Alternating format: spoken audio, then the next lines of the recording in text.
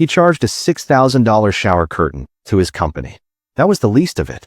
In 2002, investigators discovered that Dennis Kozlowski, the chief executive of Tyco International, one of the largest industrial conglomerates in the United States, had stolen over $400 million from the company he ran.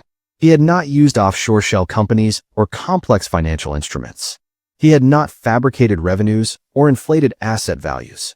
He had simply taken the money. Through unauthorized loans he never repaid, through bonus programs he approved for himself without board authorization, and through a personal spending program so extravagant that its details became a permanent feature of American corporate scandal history. A $6,000 shower curtain, a $15,000 umbrella stand, a $2 million birthday party for his wife, all charged to Tyco, all paid for by shareholders who had no idea any of it was happening. To understand Tyco International and Dennis Kozlowski, you need to understand what Tyco actually was, and why Kozlowski was so widely celebrated before the fraud became public. Tyco was not a glamorous company. It was not a technology firm, or a financial institution, or a media company. It was an industrial conglomerate, a business that owned other businesses across sectors that included fire protection and detection systems, security monitoring, medical devices, electronics manufacturing, and telecommunications infrastructure. Its products were the invisible infrastructure of modern life. The sprinkler systems in office buildings, the alarm monitoring in homes, the surgical instruments in operating rooms. Kozlowski had joined Tyco in 1975 as an auditor and worked his way up over nearly 2 decades to become CEO in 1992. His predecessor had built Tyco through a series of acquisitions, and Kozlowski continued and dramatically accelerated this strategy, completing hundreds of acquisitions during his decade as CEO and transforming Tyco from a mid-sized conglomerate into one of the largest companies in the United States by market capitalization. At its peak, Tyco employed approximately 240,000 people in over 100 countries. Its revenues exceeded $36 billion annually. The acquisition strategy that drove this growth was, in the view of investors and analysts throughout the 1990s and early 2000s, evidence of Kozlowski's extraordinary deal-making ability and management discipline. Tyco's stock delivered spectacular returns under his leadership, and Kozlowski was celebrated in the financial press as one of the era's most effective executives. He made the cover of business magazines. He was invited to speak at elite forums. He cultivated the image of a self-made man, the son of a Newark police detective who had built one of America's great corporations through sheer intelligence and effort. The compensation that Tyco's board authorized for Kozlowski reflected this assessment. By the late 1990s, he was receiving total compensation packages running into the tens of millions of dollars annually, making him one of the highest-paid executives in America. The board's compensation committee believed it was paying appropriately for the value Kozlowski was creating. What neither the compensation committee, nor the full board, nor the external auditors, nor the investors who owned Tyco shares fully understood was that Kozlowski had concluded that his authorized compensation was insufficient and had decided to supplement it through methods that no one had authorized. The mechanism through which most of the theft occurred was a program that existed at Tyco called the Key Employee Loan Program, a system that allowed senior executives to borrow money from the company at low interest rates, ostensibly to help them manage the tax burden associated with their large equity compensation.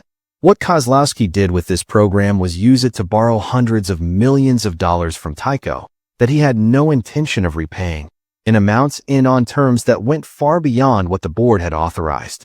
He also participated in a program of unapproved bonuses, awarding himself and other senior executives additional cash compensation that the board's compensation committee had not sanctioned. The money that flowed out of Tyco through these channels funded a lifestyle of extraordinary extravagance that investigators would spend years documenting in detail. The spending that made Tyco's scandal famous was, in a sense, the most visible part of a theft whose full scope went far beyond luxury goods. But the luxury goods are worth dwelling on because they reveal something specific about the psychology of what Kozlowski had become by the late 1990s. A man who had convinced himself that his contributions to Tyco's value creation entitled him to a lifestyle that even his extraordinary authorized compensation could not support. The Manhattan apartment that Tyco purchased and renovated for Kozlowski's use was decorated at the company's expense in a manner that became the most itemized catalog of executive excess in American legal history. The $6,000 shower curtain was real, a custom-designed decorative curtain for a bathroom in the apartment. The $15,000 umbrella stand was real, a $2,200 wastebasket was real, a $445 pincushion was real. Paintings worth millions, including works by Renoir and Monet, were purchased using the Key employee loan program and displayed in the apartment or in Kozlowski's other residences. The total cost of the apartment renovation, paid for or financed by Tyco, ran to approximately $30 million. The birthday party that Kozlowski threw for his wife Karen in Sardinia in 2001 became, when investigators documented it, one of the most detailed exhibits of the trial that followed. The party was organized around a Roman toga theme. It cost approximately $2 million. Half of that cost was charged to Tyco as a shareholder meeting, a characterization that prosecutors argued was fraudulent. The party featured Jimmy Buffett performing live, an ice sculpture in the shape of Michelangelo's David dispensing vodka, and a cake modeled on Karen Kozlowski in explicit detail. All of it was recorded on video, and footage from the party was later played in court. Beyond the lifestyle expenditures, the more financially significant element of the fraud involved the unauthorized loans and bonuses. Kozlowski used the Key employee loan program to borrow approximately $270 million from Tyco. These loans were in excess of what the board had authorized. And, critically, Kozlowski arranged for the forgiveness of large portions of the loan balances through a relocation loan forgiveness program that he applied to himself and other executives without proper board approval. His CFO, Mark Schwartz, participated in the same schemes, borrowing approximately $80 million from Tyco and receiving unapproved bonus payments. Together, Kozlowski and Schwartz extracted over $600 million from a company whose shareholders had trusted them with their capital. The astonishing thing about the Tyco fraud, the thing that distinguishes it from most of the cases we have covered on this channel, was how little concealment it required. Kozlowski did not create shell companies or fabricate financial statements. The loans appeared in Tyco's internal records. The expense reimbursements were processed through normal corporate channels. The bonuses were paid through the payroll system. The theft was embedded in the ordinary paperwork of a large corporation. And for years, nobody in a position of authority looked closely enough to notice what the paperwork actually said. Here is the detail that most people miss about this case. Kozlowski was not caught because someone investigated Tyco. He was caught because investigators were looking at something else entirely and stumbled onto the theft by accident. Stay with me. The discovery of Dennis Kozlowski's theft at Tyco began not with a whistleblower, not with a regulatory investigation, and not with a concerned board member, but with a sales tax investigation by the Manhattan District Attorney's Office. In 2002, New York investigators were looking into a scheme in which Tyco had allegedly helped Kozlowski avoid paying sales tax on art purchases worth approximately $13 million by shipping the artworks to a Tyco office in New Hampshire, a state with no sales tax, while actually displaying them in Kozlowski's Manhattan apartment. The sales tax evasion scheme was, by the standards of what was about to be discovered, a relatively minor matter, but it was the thread that, when pulled, unraveled everything. As the Manhattan DA's office began examining the art purchase records, it discovered that the transactions had been financed through the Key employee loan program in ways that raised immediate questions about authorization and disclosure. Those questions led investigators to examine the loan program more broadly, and what they found when they did was the full scope of the unauthorized borrowings, not just the art loans, but the hundreds of millions in total that Kozlowski and Schwartz had extracted from the company over years. The investigation expanded rapidly from a sales tax inquiry into one of the most significant white-collar prosecutions in New York history. Kozlowski was indicted in June 2002 on charges related to the sales tax evasion. He resigned as CEO of Tyco the same day. The initial indictment was a shock to the financial community. Kozlowski had not been on anyone's watch list of executives at risk of criminal prosecution, and Tyco's stock, which had already been falling in the general market downturn of 2001 and 2002, fell further on the news. Subsequent charges, which came as the full scope of the theft became clear, alleged grand larceny, securities fraud, and enterprise corruption. Tyco itself eventually cooperated with prosecutors and provided extensive documentation of the unauthorized loan forgiveness, the unapproved bonuses, and the expense reimbursements. The trial that followed was one of the most followed corporate criminal proceedings of the early 2000s. The prosecution's presentation of the evidence, the itemized apartment renovation costs, the Sardinian birthday party footage, the loan documentation, was designed to make the jury viscerally understand the gap between what a CEO is supposed to do with shareholder capital and what Kozlowski had actually done with it.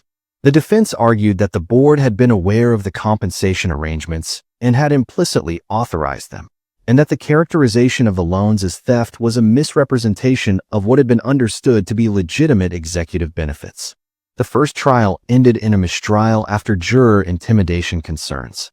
The second trial, which began in 2004, resulted in conviction on all major counts in June 2005. Kozlowski and Swartz were each sentenced to 8 to 25 years in state prison, sentences that, under New York law, required them to serve at least 6 years before becoming eligible for parole. The sentences of 8 to 25 years imposed on Kozlowski and Swartz were, by the standards of the era, substantial, though critics argued they were insufficient given the scale of the theft and the breach of trust involved. Both men became eligible for parole after serving the minimum term of approximately 6 years. Kozlowski was released on parole in January 2014, having served approximately 8.5 years. Swartz was released on parole in February 2014. Their releases attracted relatively little public attention. The corporate scandal era of the early 2000s had receded from public consciousness, replaced by the far larger financial catastrophes of the 2008 financial crisis and its aftermath. Tyco International itself survived and was restructured in the years following the scandal.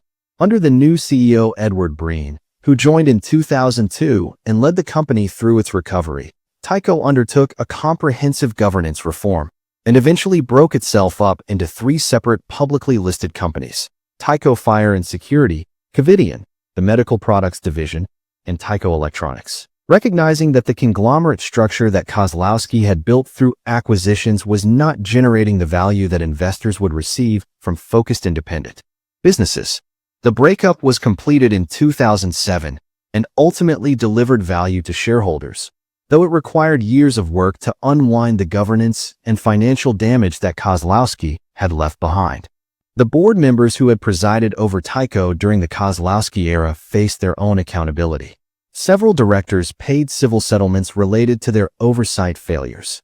The compensation committee that had authorized Kozlowski's official pay packages without apparently understanding or questioning the additional amounts he was extracting was criticized extensively for its failure to exercise independent oversight.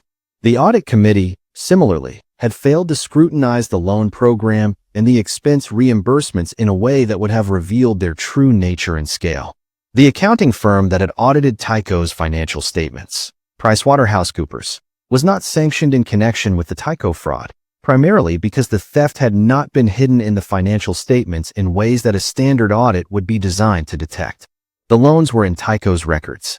The expense payments had been processed through the corporate systems. The fraud was not an accounting fraud in the traditional sense. It was an authorization fraud, a governance fraud. The people who should have been checking whether Kozlowski was entitled to what he was taking had not checked. The legacy of the Tyco scandal in American corporate governance was significant. It contributed, alongside the Enron, WorldCom, and other scandals of the same era, to the passage of the Sarbanes-Oxley Act in 2002, which imposed new requirements for CEO and CFO certification of financial statements and strengthened the requirements for audit committee independence and oversight. The specific vulnerabilities that the Tyco fraud had exposed, the ability of a CEO to exploit loan programs and expense reimbursement systems without meaningful board oversight, became subjects of new governance guidance and best practice recommendations. The shower curtain became a shorthand for everything that was wrong with corporate America in the early 2000s. The governance reforms it helped inspire were the beginning of an attempt to make sure it couldn't happen again. Before we finish, drop one word in the comments. The board knew his compensation. They just didn't know what else he was taking. Does that make them guilty too? Or just negligent? One word, guilty or negligent. Because in corporate governance, that distinction determines everything. I read every single one. Kozlowski stole in plain sight and almost got away with it. The next case we're covering, the theft was invisible because nobody understood what was being stolen. Subscribe.